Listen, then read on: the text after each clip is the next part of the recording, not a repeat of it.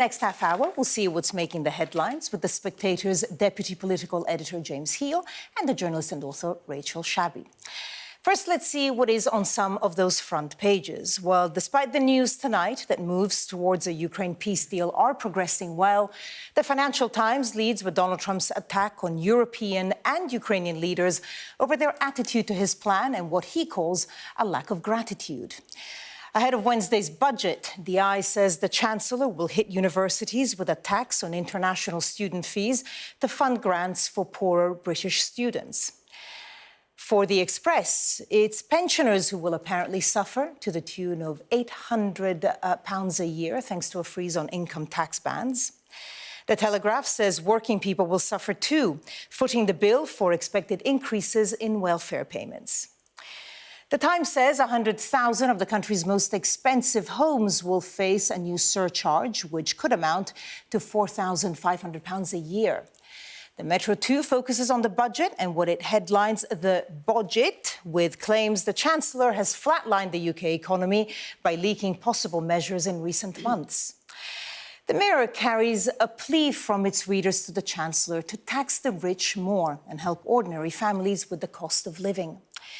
The crisis over alleged bias at the BBC leads The Guardian, which claims the corporation is planning to create a new Deputy Director General post because the job is too much for one person. Strictly Come Dancing judge Shirley Ballas tells The Sun how she nearly died by choking on a fishbone. And The Star speaks to the husband of I'm a Celebrity, Get Me Out of Here contestant Kelly Brook about her chances of winning. Well, those are the front pages. Welcome to our reviewers, James Heale and Rachel Shabi. Thank you so much for being with us to look at the papers at the start of a week, which is definitely going to be busy. Budget on the one hand and the Ukraine negotiations. Let's start with Ukraine and the headline in the Financial Times, because we had positive sounds coming out of Geneva. Marco Rubio saying that things were progressing well. Rachel, let me start with you. Whatever Rubio was saying recently, Donald Trump had a slightly different take on social media earlier. What did he say? Well, nobody's grateful enough for Trump.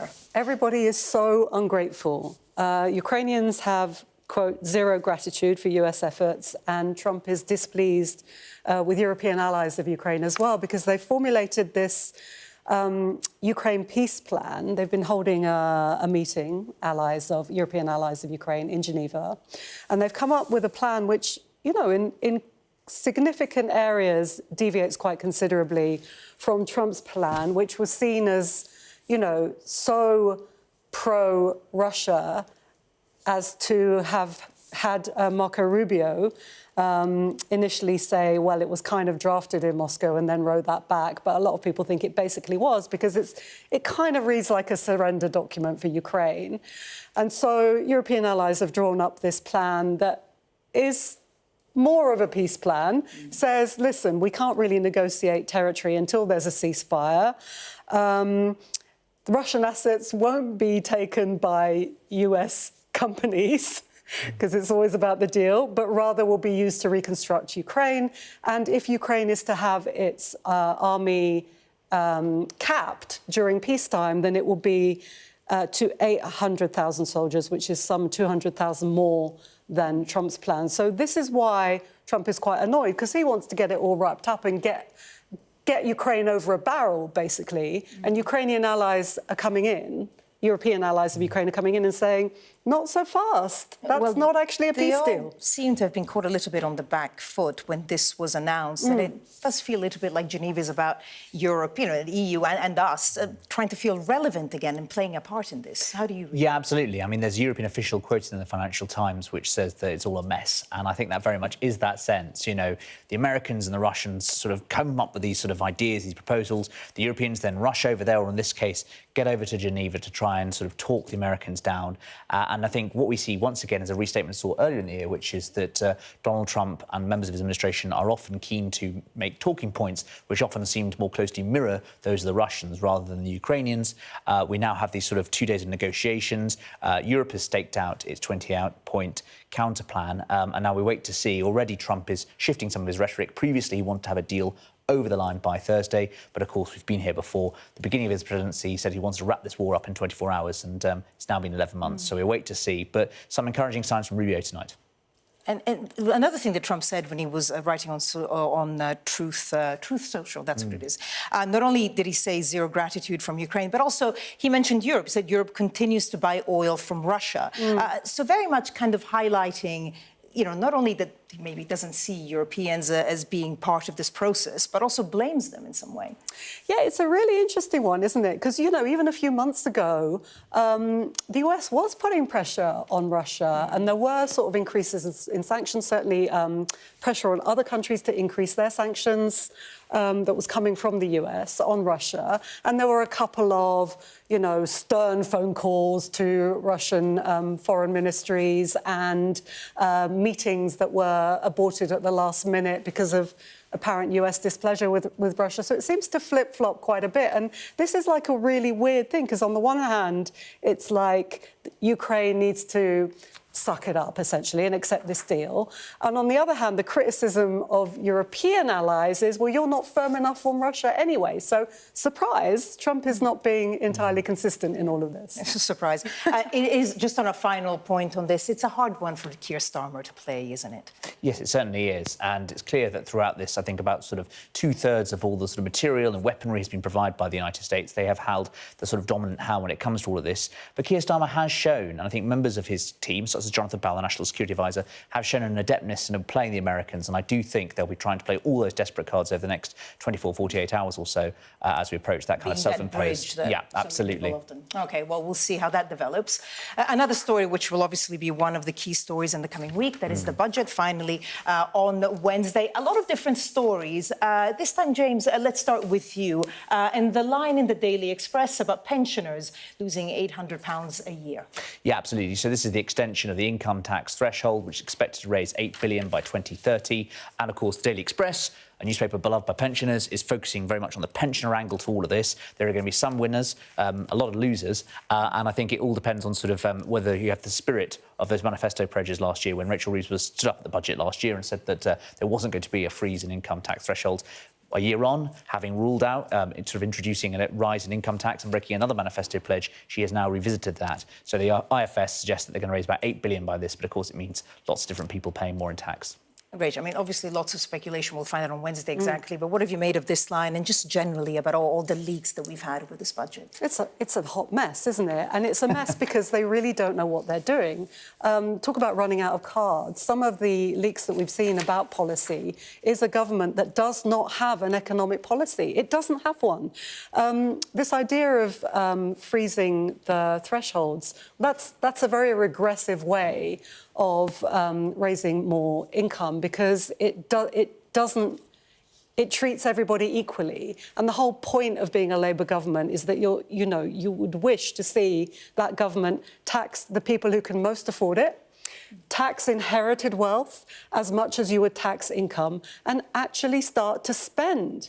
Because how on earth is Rachel Reeves going to get this growth that she keeps banging on about? It's not going to magically happen. There needs to be some kind of stimulus in the economy to make it happen. Forgive me, just before you jump in, James, if, in light of that, if we can just look at the front page of the iPaper, which has another one of, what we think might be things in the budget. And this is Reeves unveiling, what they're calling a raid on foreign student university fees, but basically taxing foreign students and their fees to help the poorer British students. How does that fit into what you were just saying you'd like to see a Labour... Well, again, this is just desperate stuff from a government that really doesn't have any ideas. What on earth is this going to do? What they've done, I bet, is, Labour have gone, ooh, who can we offend? Who will Brits not worry about? Well, who doesn't vote? And so, they've come up with foreign students, because they are, bashing foreigners left, right and centre, as we've seen, because that's part of their policy, as we saw with their policy on asylum and immigration introduced last week. How is she going to get this growth that she keeps talking about without breaking the fiscal rule that is not a rule that she's imposed on herself, that was generated by the Conservatives, that nobody needs to stick to? How is this growth going to happen? They do not have an answer to that, because they do not have an actual economic policy. James? Well, I think the most interesting story in terms of what Labour would say if they were here, I imagine, would be in terms of being a progressive government, is the story in the Times that the Chancellor is going to hit 100,000 homes with a surcharge, a sort of road back tax, smaller version of the kind of mansion tax that was previously under discussion. But this is about targeting properties worth more than £2 million and giving them a surcharge of £4,500.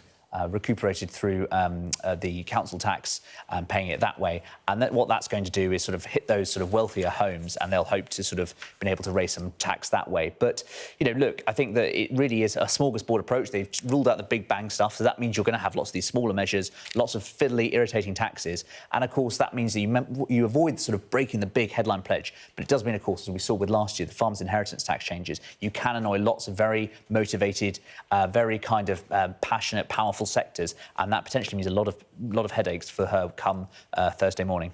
But also, people don't have a clue what you're doing, so the markets don't know what you're doing, but also people don't actually feel a difference. Where is the benefit going to come to people who are struggling every day, as we've seen, and have been for, you know, over a decade since austerity?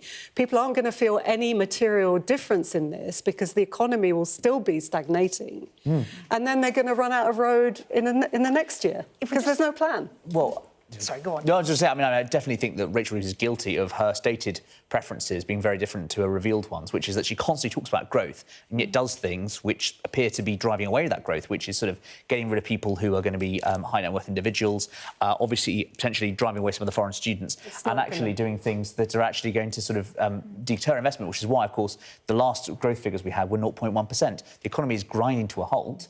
And unfortunately, there's less of the pie to go around different workers and different people. That's not why the economy is grinding to a halt. I think very much it is. Markets don't care about taxation. Markets care about credibility, security, lack of instability, and a plan. Well, if there was a plan, right? If Rachel Reeves said, look, I'm going to borrow X amount of money, I'm going to build some roads, going to build a whole ton of social housing, going to build some fibre optic. I agree on the point about lack of a plan, and having sat there at the budget conference 2 weeks ago where Rachel Reeves was there, I thought, what's going to stop us doing the same whole charade in 12 months' time? Absolutely nothing. We're going to have to think there. We'll find out. We'll find out on Wednesday. Coming up, we'll be discussing the front of The Guardian with the BBC set to overhaul its standards panel as questions remain over allegations of bias within the corporation.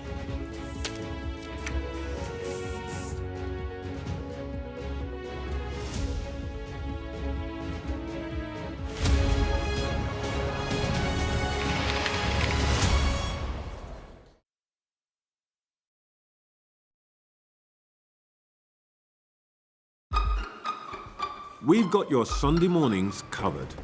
From the front page and the sounds of the streets to the voices of the people who make the major calls and big picture politics beyond Westminster. We'll put you at the heart of our story. I'm ready. Are you?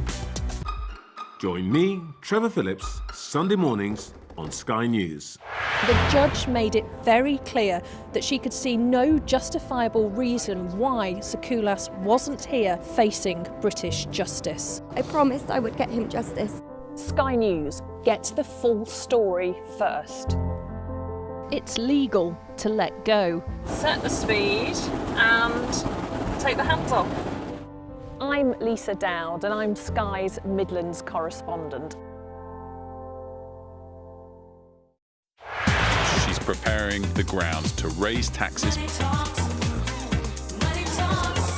The budget, I've got to do the things that I think are right. There are tax rises coming down the track. No. You can't rule out further tax rises. It's exactly what she's going to have to do. She'll be talking about that when it comes to the budget. We'll be talking everything money as the Chancellor reveals what's in her budget. Goodness knows how it's going to play out if these tax rises are announced.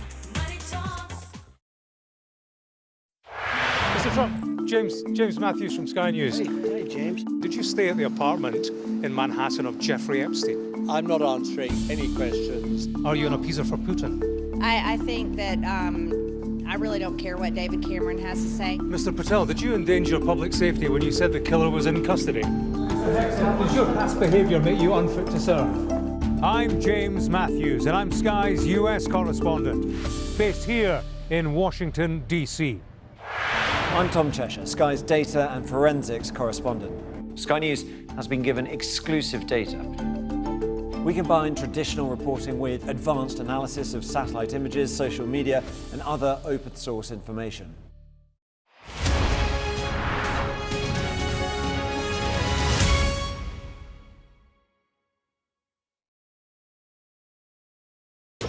We are under Israeli military restrictions in terms of some of the things that we can film, but it's important to be in there. What a slow drive for the president as he approaches his golf club. 4 more years! Free wherever you get your news. I'm Mark Stone and I'm Sky's correspondent based here in Washington, D.C.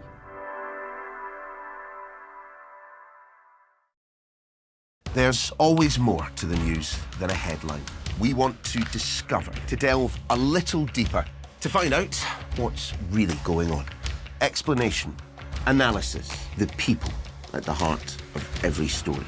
I'm Neil Patterson, and this is the Sky News Daily Podcast. So, by the end, we'll hopefully all understand what's going on in the world just that little better. Available wherever you get your podcasts. Welcome back. You're watching the press preview. With me in the studio, James Heale and Rachel Shabi. Okay, lots of stories to still get through. Let's start with The Guardian, story about the BBC here. So if I can start with you, James. This is the overhaul standards panel as the fallout, obviously, over the bias. And there is talk of possibly having a Deputy Director General. Yeah, absolutely. So this is the fallout from the big scandal that's been breaking in the last few weeks, which caused the resignation of the Director General, Tim Davie. And now there's been sort of a leak to The Guardian about the sort of proposals that will come to ensure that the BBC can improve its different standards. And that includes creating a new Deputy General, which is going to sort of take some of the load off because the pressure to Davie was thought to be too great. And then also overhauling the standards panel following that leaked report, which basically caused Davie's resignation. And all of this is coming out just before tomorrow, when it's going to be the Culture Select Committee meets and grills Sir Robbie Gibb, who is on the BBC Standards Board. And that could be quite a fiery meeting, given some of the opposition MPs. And there was also a resignation, I think, on Friday of a board member, Shumit Banerjee. He resigned over governance issues. What have you made of it, Rachel? I mean, there's obviously big pushback coming from BBC staff, particularly over Robbie Gibb, but not only, but to focus on Robbie Gibb. But it is extraordinary that this has been allowed to go on for so long. This person who's a, self-styled proper Thatcherite conservative. I remember Emily Maitlis, who, of course, used to work at the BBC on Newslight a few years ago, saying that it was like having an active Conservative agent in the BBC. Several staffers have said, he always pushes from the right. He always pushes people to be more right-wing. There's never criticism of, are things... There's never criticism from a left-wing perspective. And this whole idea of the BBC being too liberal on these things that it's been accused of being too liberal on, particularly Gaza, is just madness. It's just gaslighting on an epic scale. If anything, as we all know, people have been watching with increasing frustration as the BBC has massively failed to accurately report a war described as genocide in Gaza. But back to Gibb, I do think his position is unsustainable. MPs and staff think he should be removed. Bectu, the biggest union in the BBC, is critical of him. I think he's going to get quite a grilling in that meeting tomorrow, and I'd be very surprised if he's still holding on to his position. It'll be an interesting one to watch, certainly. Now, you mentioned that they've been criticised for the coverage of Gaza, both sides, really. I mean, specific issues in the memo by Michael Prescott. But let's look at this picture, still front page of The Guardian. And it is a Palestinian woman in a makeshift shelter amid the rubble of Gaza City. And it makes the point that despite the ceasefire, Israeli attacks are continuing and many, many people are dying. Yeah, and of course, is that now the attention has shifted back to Ukraine, and obviously the peace negotiations going on there. And of course, this is the key thing with any kind of negotiation or deal. On both sides, you need to ensure that pressure is being held to ensure that they both stick to the terms of that agreement. And so what The Guardian is doing here is making the point that, airstrikes from Israel have killed more than 50 people in recent days. Yeah, and UNICEF had quite a striking stat that I think 2 children on average have been killed every day, on average, since the ceasefire started. It's a bit of the Trump way, though, of making peace deals. You have a big meeting in Sharm el-Sheikh, and then this continues, really. It's not resolved. Well, yeah, that's exactly it, isn't it? As far as he's concerned, it's job done. But as you say, UNICEF has issued this very striking report, 280 Palestinian deaths and 672 injuries reported since the pause began. That is not a ceasefire. If that many people are being killed, there is no way that you can describe that as a ceasefire. Israel is continuing unimpeded to violate the ceasefire and rain down in its bombardment on Gaza. But there's also still extreme food shortages because the amount Israel is still not letting in the required amount of aid, not nearly enough. The health system is collapsing. There's thousands of people who need urgent evacuation, including children. And of course, look at this situation. The vast majority of Palestinians in Gaza have been displaced. They're living in tents and makeshift arrangements like this in winter. Yeah. So what's going to happen now? And I think there have been floods. There's been incredibly heavy rain over the past week. OK, let's end on a lighter note. Metro Page 9. Are you a Doctor Who fan? Please say yes. I am a bit of a Doctor there Who you go, fan. then you can do the So voice. this is 62 years since the great BBC series launched, and to mark it, the TARDIS has landed at Stonehenge to celebrate the day, the occasion. I'm not sure if it's going to feature in an episode. But I certainly think it's an arresting visual image, shall we say. And, of course, Doctor Who has been to many places in all different galaxies. I'm not quite sure if we ever cracked the mystery of how Stonehenge actually came to be. It does look amazing. Rachel? It's an amazing picture, yeah. And I love that there's a Doctor Who Day. Yeah, there you go. I'm sure many fans will as well. James Heale, Rachel Shabi, thank you both so much. you. I'll see you at 11:30 for another look at the papers. And now let's take a quick look at the weather. And low pressure spreading southeast will bring a return to cold northerly winds for a time before temperatures return to average or even above average to the end of the week. It will be a very mixed start to the day with the clear skies to the northwest where a frost is likely. Elsewhere, there'll be extensive cloud cover with showery rain clearing southern and southeastern areas, leaving a rash of showers for Wales and the windy southwest. Those winds will touch gale force at times. Now, onshore winds in the northeast will bring showers inland, some of these turning wintry over the higher ground in Scotland. And later in the day, the showers will affect eastern counties further south. The northerly flow will become established across much of the country, with many parts seeing clearer skies before nightfall.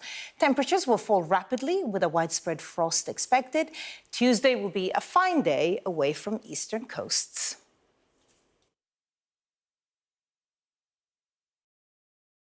I'm Stephen Murphy, and I'm Sky's Ireland correspondent based here in Dublin.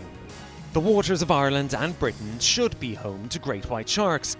If there are great white sharks in this area, there's no reason they wouldn't come here to feed. It's basically a buffet on a beach. This could be not only a record-breaking storm, but potentially the most dangerous storm ever to hit Ireland. What might happen if Russia attacked the UK? This is clearly an enormous show of force. It is definitely out of the ordinary. We ran a war game with former ministers back in the hot seat. Ben Wallace. Amber Rudd. Jack Straw. It's the kind of war game that's genuinely tested inside government. The Russians are signalling that there may be an attack. Russia knows our weaknesses, but do you? I'm Deborah Haynes. From Sky News and Tortoise, this is The War Game. Listen wherever you get your podcasts.